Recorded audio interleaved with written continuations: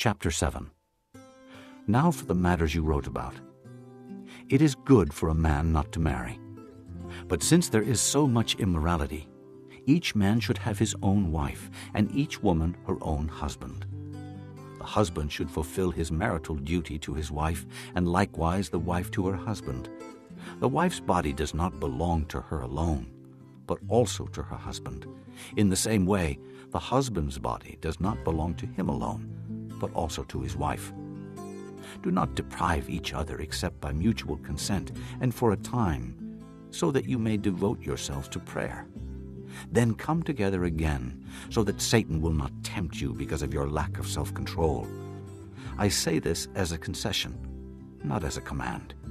I wish that all men were as I am, but each man has his own gift from God. One has this gift, another has that. Now to the unmarried and the widows I say, it is good for them to stay unmarried, as I am. But if they cannot control themselves, they should marry, for it is better to marry than to burn with passion. To the married I give this command, not I, but the Lord. A wife must not separate from her husband, but if she does, she must remain unmarried or else be reconciled to her husband, and the husband must not divorce his wife. To the rest I say this, I, not the Lord. If any brother has a wife who is not a believer, and she is willing to live with him, he must not divorce her. And if a woman has a husband who is not a believer, and he is willing to live with her, she must not divorce him. For the unbelieving husband has been sanctified through his wife, and the unbelieving wife has been sanctified through her believing husband. Otherwise, your children would be unclean, but as it is, they are holy. But if the unbeliever leaves, let him do so. A believing man or woman is not bound in such circumstances. God has called us to live in peace. How do you know, wife, whether you will save your husband? Or how do you know, husband, whether you will save your wife? Nevertheless, each one should retain the place in life that the Lord assigned to him and to which God has called him. This is the rule I lay down in all the churches. Was a man already circumcised when he was called? He should not become uncircumcised. Was a man uncircumcised when he was called? He should not be circumcised. Circumcision is nothing, and uncircumcision is nothing. Keeping God's commands is what counts. Each one should remain in the situation which he was in when God called him. Were you a slave when you were called? Don't let it trouble you. Although if you can gain your freedom, do so. For he who was a slave when he was called by the Lord is the Lord's freedman. Similarly, he who was a free man when he was called is Christ's slave. You were bought at a price. Do not become slaves of men. Brothers, each man, as responsible to God, should remain in the situation God called him to. Now, about virgins. I have no command from the Lord, but I give a judgment as one who, by the Lord's mercy, is trustworthy. Because of the present crisis, I think that it is good for you to remain as you are. Are you married?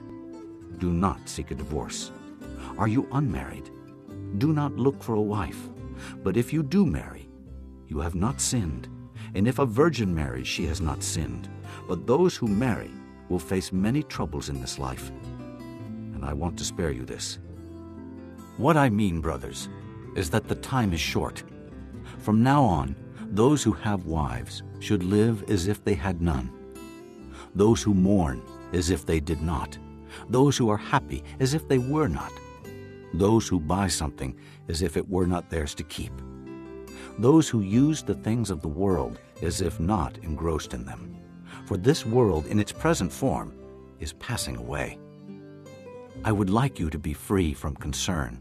An unmarried man is concerned about the Lord's affairs, how he can please the Lord. But a married man is concerned about the affairs of this world, how he can please his wife, and his interests are divided. An unmarried woman or virgin is concerned about the Lord's affairs. Her aim is to be devoted to the Lord in both body and spirit. But a married woman is concerned about the affairs of this world, how she can please her husband. I am saying this for your own good, not to restrict you, but that you may live in a right way, in undivided devotion to the Lord. If anyone thinks he is acting improperly toward the virgin he is engaged to, and if she is getting along in years, and he feels he ought to marry, he should do as he wants. He is not sinning. They should get married. But the man who has settled the matter in his own mind, who is under no compulsion, but has control over his own will, and who has made up his mind not to marry the virgin, this man also does the right thing. So then, he who marries the virgin does right, but he who does not marry her does even better. A woman is bound to her husband as long as he lives, but if her husband dies, she is free to marry anyone she wishes, but he must belong to the Lord. In my judgment, she is happier if she stays as she is, and I think that I too have the Spirit of God.